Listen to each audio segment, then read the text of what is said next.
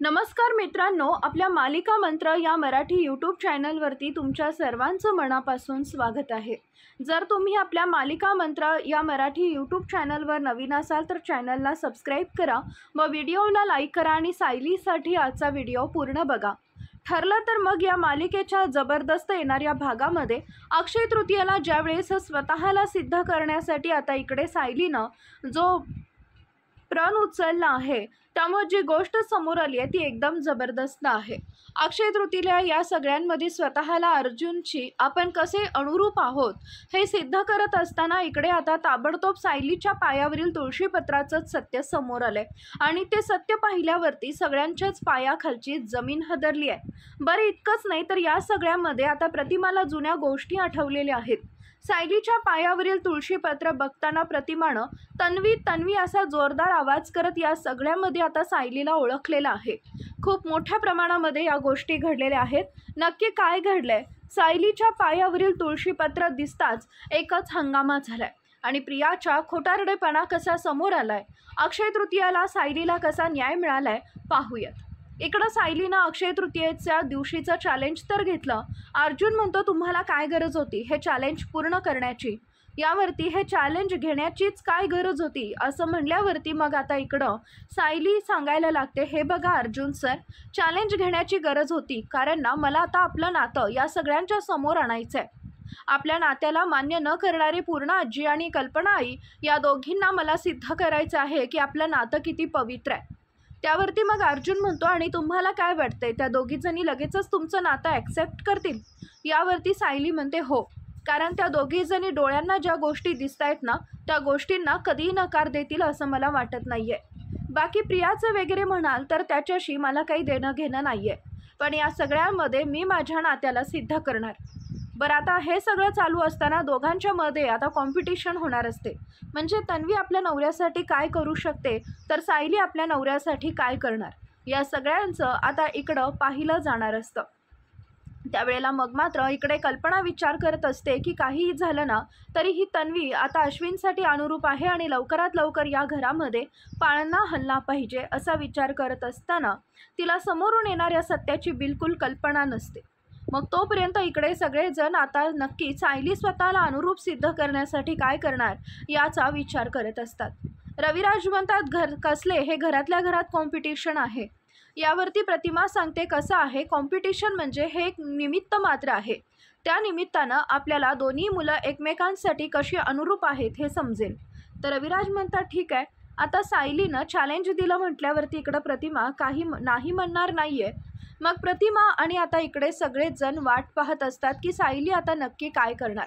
तोपर्यंत सायली सांगत असते, हे बघ प्रिया, आज आपल्याला इथं जर का छानपैकी सेलिब्रेशन व्हायला हवं असेल तर तू छानपैकी अश्विन भाऊजींच्या आवडीचं असं काहीतरी बनव की ज्यामुळं अश्विन भाऊजींना खूप आनंद होईल आणि मी यांच्या आवडीचं काहीतरी बनवते। त्याचबरोबर या ज्या गोष्टी आज अश्विन भाऊजींना आवडतात त्या गोष्टी तू करायचे। इकडे आता सायलीचे दोन हेतू असतात। सायलीचा सगळ्यात महत्त्वाचा हेतू हा असतो की या सगळ्यांमध्ये तिला बरोबर अद्दल घडवायची आहे आणि तिचं खोटं सगळ्या जगासमोर आणायचं आहे। या खोट्यामुळं मात्र ती आता सगळ्यांमधून पूर्णपणे अश्विनच्या आयुष्यात उतरेल किंवा अश्विनच्या पूर्णपणे मनातून उतरून जाईल हे सिद्ध तिला करायचं असतं। अर्जुन विचार करतो नक्की यांच्या मनात तरी काय आहे, तोच विचार प्रिया करत असते आणि प्रिया सांगते ठीक आहे अश्विन, तुला काय बनवू? यावरती अश्विनला विचारायचं नाही असं सुद्धा सायली सांगते। ही कॉम्पिटिशन आहे ना, चला असं म्हणत आता सायली स्वतःची कॉम्पिटिशन सुरू करते आणि घरामध्ये साग्र संगीत सगळं आता ती सुंदरपैकी डेकोरेशन करायला सुरुवात करते। त्या निमित्तानं अर्जुन तिची मदत करत असतो। आता हे कुणीही अर्जुनला सांगितलेलं नसतं, पण अनाहूतपणे एकमेकांच्या ओढीनं या सगळ्यामध्ये आता सायलीची मदत करण्यासाठी इकडे अर्जुन तयार झालेला असतो आणि अर्जुन या सगळ्यांमध्ये आता समोर येतो आणि तो सायलीला मदत करायला लागतो। सायली या सगळ्यांमध्ये वरती माळा मांडत असते, त्याच वेळेला तिकडं अर्जुन येतो आणि तिला उचलून घेतो जेणेकरून तिला माळा लावण्यासाठी मदत होईल। त्याचवेळी सायली गडबडते, तिचा तोल जातो, ती खाली पडणारच असते, तेवढ्यात अर्जुन तिला सावरतो। सायली म्हणते अर्जुन सर काय करताय, पडेन ना मी खाली, आणि त्यावेळी सगळेजण तिकडे येतात। त्यावेळी सगळेजण पाहायला लागतात। त्यावेळी कल्पना पाहते आणि खरं तर तिला आतून आनंद होतो। म्हणजे कितीही कल्पना बोलत असली तरीही कुठंतरी तिच्या मनाला पटलेलं असतं की सायलीच या घराची खरी सून आहे, सायलीचं घर तारण्यासाठी योग्य आहे। त्यावेळी सायली पटकन खाली उतरते आणि त्याचवेळी तिचा तोल जातो आणि ती खाली पडते। तिच्या पायावरील तुळशीपत्र पूर्णा आजीच्या समोर येते। पूर्णा आजी म्हणते, हे काय आहे, काय चाललंय हे सगळं? ती सायलीकडे रागाने पाहते आणि म्हणते, हे तुझ्या पायावर काय आहे? सायली खाली पाहते आणि तिच्या समोर मोठं सत्य उलगडतं। पूर्णा आजी विचारते, हे तुळशीपत्र तू का तुझ्या पायावर काढलेस? ही तर आमच्या तन्वीची खूण आहे। त्यावर सायली म्हणते, नाही, ही माझ्या पायावरची खूण आहे, अगदी लहानपणापासूनची। पूर्णा आजी म्हणते, खोटारडे। सायली म्हणते, का मी खोटं बोलेन? अर्जुन म्हणतो, अहो असं काय करताय? हे तुळशीपत्र तुमच्या पायावर असण्याची तिळमात्र शक्यता नाही आहे। सायली म्हणते, का सर? अर्जुन सांगतो, हे तुळशीपत्र तर तन्वीच्या पायावर आहे हो। त्यावर सायली म्हणते, नाही, ही माझ्या पायावरची जन्मजात खूण आहे। पूर्णा आजी म्हणते, ठीक आहे, मग सिद्ध कर। सायली म्हणते, मी मधुभाऊंना घेऊन येते, मधुभाऊ सत्य सांगतील। पूर्णा आजी म्हणते, काय सिद्ध करशील? सायली म्हणते, म्हणजे माझ्या पायावरील खुणेचं सत्य मधुभाऊ सांगतील, फक्त एक संधी द्या। तोपर्यंत प्रिया तिच्या खोलीत तयारी करत असते, त्यामुळे तिला काहीच कल्पना नसते। सायली मधुभाऊंना घेऊन येते आणि विचारते, मधुभाऊ, अहो माझ्या खुणेबद्दल सांगा ना, ही खूण माझी जन्मजात आहे ना? अर्जुन विचारतो, मधुभाऊ, ही खूण आमच्या तन्वीच्या पायावर लहानपासून होती, मग सायलीच्या पायावर कशी? मधुभाऊ म्हणतात, तन्वी म्हणजे कोण? प्रिया। प्रिया जेव्हा माझ्या आश्रमात आली तेव्हा तिच्या पायावर अशी कोणतीही खूण नव्हती। ते पुढे म्हणतात, ही खूण फक्त आणि फक्त आपल्या साऊबाळाच्या पायावर होती। हे ऐकून सगळ्यांना धक्का बसतो। पूर्णा आजी म्हणते, काय बोलताय, हे कसं शक्य आहे? मधुभाऊ म्हणतात, मला याबाबत जास्त माहीत नाही, पण ही खूण साऊबाळाच्या पायावरच आहे। तेवढ्यात प्रिया येते आणि हे सगळं पाहते। प्रिया चांगलीच गडबडते। थोडा वेळ बाजूला गेली आणि या लोकांना तर माझंच भांडं फोडून टाकलंय, नाही नाही, हे भांडं फुटून चालणार नाहीये, मला काही करून या सगळ्यातून वाचायला पाहिजे असं म्हणत ती स्वतःशीच गडबडते। त्याचवेळी तिकडे अश्विन येतो आणि म्हणतो, हो, ही खोटारडी आहे, इतकं खोटं का बोलते तेच मला समजत नाहीये, हिनेच हिच्या पायावर तुळशीपत्र काढून घेतलं असेल, तन्वी तू दाखव। प्रिया गडबडते। तेवढ्यात प्रतिमा येते। प्रतिमा सायलीच्या पायावरचं तुळशीपत्र बघते। ती विचार करते, हे खरं तुळशीपत्र आहे। तिला काहीतरी आठवायचं होतं। तेवढ्यात मुद्दाम प्रिया तिच्या जवळ येते आणि म्हणते, आई तुला काही आठवत नाहीये? सायली ओरडते, प्रिया तू काय करतेस?